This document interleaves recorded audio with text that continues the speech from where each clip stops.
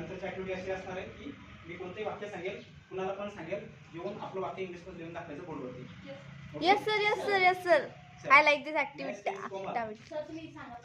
Can you?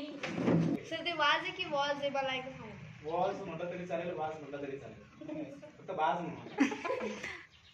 हा वाक्य आपण सांगायचं, वाचून घे आणि आता आपण फुलदाणीला पण वाच म्हणतो सर. आमच्या घरी उत्तर प्रदेशला ते कसं म्हणतो ते वाज. राम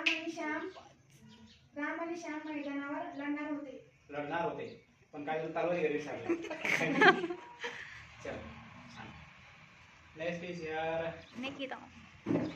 चला.